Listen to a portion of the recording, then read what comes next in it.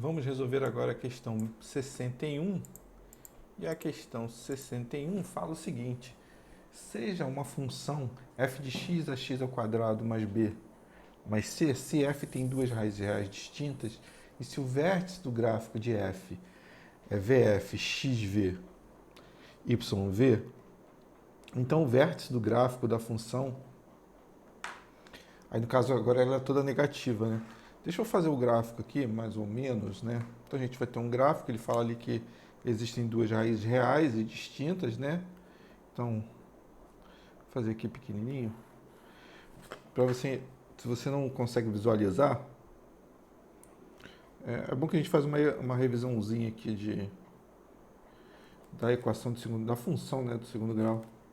Então a gente tem aqui, ó, o gráfico. Então ele está dizendo que tem duas raízes reais, então vai cortar duas vezes. Perceba que o A é positivo. Quando o A é positivo, a concavidade é voltada para cima. Então a gente tem duas raízes aqui, ó. Duas raízes. R1, né, raiz 1 e raiz 2. Então, o que é o x do vértice? O vértice do gráfico é esse aqui, né? Então, olha, as coordenadas do gráfico é isso aqui, ó. Aqui vai ser o y, né? O y. E aqui vai ser o quê? Vai ser o x. Então aqui vai ser, ó, o x do vértice. E aqui, vou fazer com uma outra caneta, né, para ficar melhor. Aqui vai ser o x do vértice. X do vértice. E aqui vai ser o quê? O y do vértice. Tá, como que a gente calcula? Eu sei que você já sabe calcular, mas de repente isso aqui é uma maneira que você ainda não viu, né? Ou então que vai te relembrar. O x do vértice aqui, ela é a média, né? A média aritmética das raízes. Então eu tenho que, como que eu vou calcular? Eu tenho que x do vértice vai ser igual ao quê? Vai ser igual a R1 mais R2, né? Raiz 1, raiz 2, dividido por 2. Esse é o x do vértice. O que vai ser o y do vértice? Você vai pegar esse valor aqui e vai substituir no x e vai encontrar o y do vértice. Então, como é que a gente pode encontrar? Vamos lembrar aqui das raízes. A raiz 1 vai ser o quê? Vamos primeiro falar da fórmula de Bhaskara, né?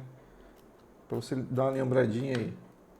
A fórmula de Bhaskara é o quê? X, né? Menos B mais ou menos raiz quadrada de delta. O delta é o B2 menos 4AC, dividido por 2A. Então, a raiz 1 vai ser o quê? Menos B mais delta dividido por 2A. E a raiz 2 vai ser o quê? Vai ser menos B menos delta dividido por 2A. Então eu quero fazer a média disso aqui, a média aritmética. Então você faz a média aí, ela vai dar o quê? Que vai ser o quê? O x do vértice, né? Eu tenho o x do vértice, eu vou substituir uma raiz aqui no R1, a outra raiz no R2 e fazer essa continha. Vou fazer aqui só para uma canetinha diferente, só para não atrapalhar você quando estiver vendo. Então aqui vai ficar menos B, né, mais raiz de delta dividido por 2A, né, mais o quê? Menos, vou botar aqui entre parênteses, B menos raiz de delta dividido por 2A dividido por 2. Bem, você faz essa conta aí todinha e você vai encontrar o quê? Você vai encontrar que o x do vértice é igual ao quê? A menos b sobre 2a. Então, se ele te dá uma função aqui com os valores e ele te pergunta qual é o x do vértice, você vai pegar os valores da equação e vai substituir aqui. Opa, e como eu faço para encontrar o y? O y você vai pegar o x do vértice, vai substituir aqui e você vai encontrar o y do vértice. Então tem aqui, ó, o y do vértice, que é igual ao meu f de x, nesse caso. De x eu vou ter o quê? A menos b dividido por 2a ao quadrado, mais... Esqueci do bzinho aqui, né? A gente tem um b aqui. Então, mais b, né? Esse b vezes o quê? Vezes o x. O que é o x? Menos b